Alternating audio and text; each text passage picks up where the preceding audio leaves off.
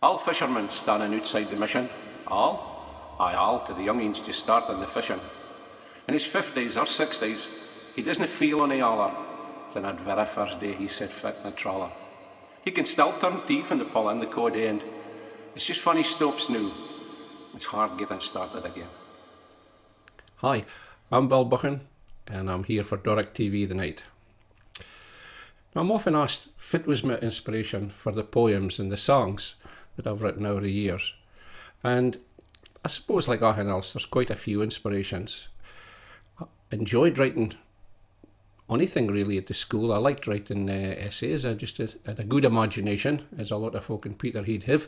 And I liked trying to just mock up something and write it down and get a poem. And if I heard poems or music or read stories somewhere else, I'd often try and mock my own versions of that. But it was written in English, because of course that's what we were taught in schools. The Doric that was spoke at home, spoke over folks and were pals and out in the street. I mean, that you had to leave that outside the door when you went into school. That was crude and vulgar. And I didn't really like that, because I felt in later years that was trying to define the folk that spoke it as being crude and vulgar. And we certainly weren't crude and vulgar. None of us. But Doric was left at the front door of the school, and all our writing was in English. I loved reading books, and I liked reading about Scotland and the history of Scotland. So I read a lot of Nigel Tranter books. He had good history detail, but I wound up in a really good fabric with a good story told. Good reading, I thought. Read lots of his books over the years, and various other things as well. I listened to lots of music, pop music, like most youngsters back in the day there. And I must admit that the Bothy ballads at that time that I was hearing, and the Scottish music on the TV, I didn't really tap my fancy much. But as I grew into my teens, and I started to appreciate folk music more. I liked folk music. And I started to listen a wee bit more to the Bothy ballad stuff as well, you can.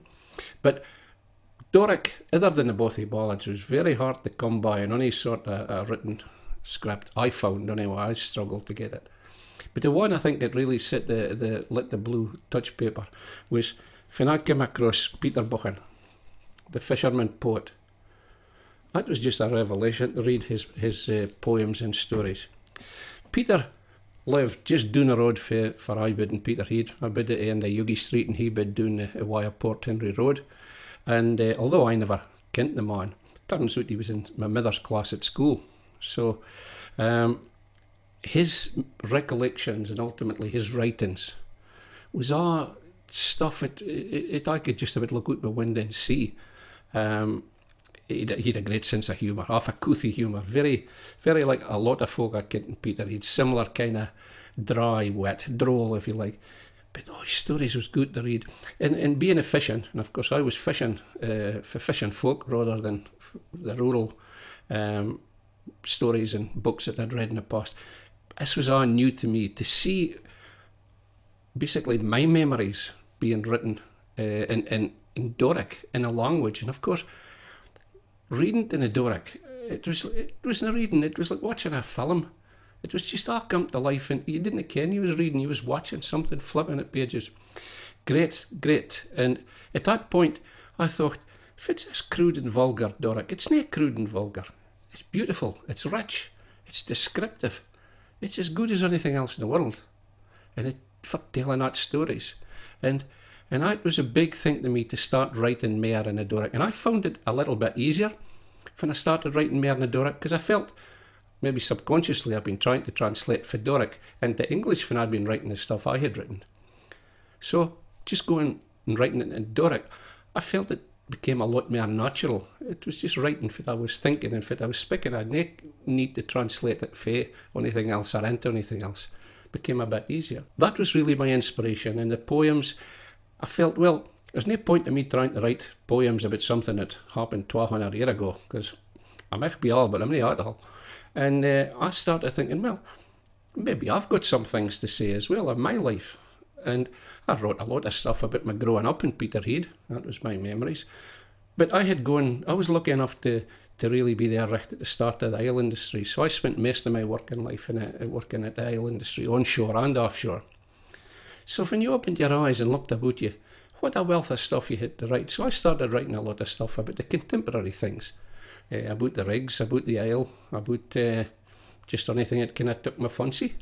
And it was well received. I did 2 or 3 little bookies of poems, and they were very well received and did well of them. So that was an encouragement that other folk wanted to read your stuff and appreciated it. So that was good. That was a poetry, and without a doubt, Peter Buchan was the kickstart for that. And over the years, as I say, of the folk music has taken hold of me, and I'm definitely a folkie now. Love my folk music, especially Scottish folk. But again, I felt that maybe some of the Doric, other than the Bothy ballads, some of the Doric wasn't really out there as much as it could be, and certainly the Doric of the coastal areas, if you like, the fisher folk. So again, I started to try and maybe put some of my thoughts and some of my songs into that, and maybe tell a wee bit more on that. And I did it, along with some other subjects, obviously, but I found the songs as well. The songs could be just come out easier, and there was an appreciation. When folk heard the songs, there was an appreciation that something was still being produced with the Doric. It wasn't something for just years ago. There was a contemporary angle to it. So I produced a CD of self-penned Doric songs that was recorded at Mintlet Arden Park Studios by Gavin Sutherland and Jam Hunter. They produced that, and just a wee CD. Started selling 1 or 2 of them at gigs and things like that. And again, it got a lot of popularity, if you like.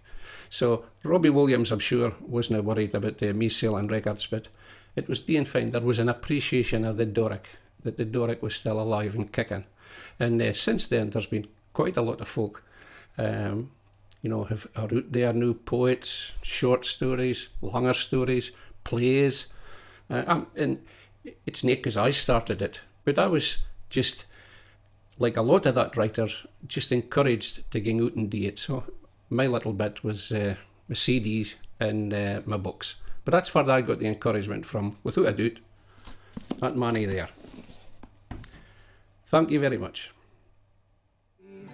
So fare ye well the North Sea, I bid ye adieu, and I'll leave ye as I found ye, a mist and evil crew, a mist and evil crew.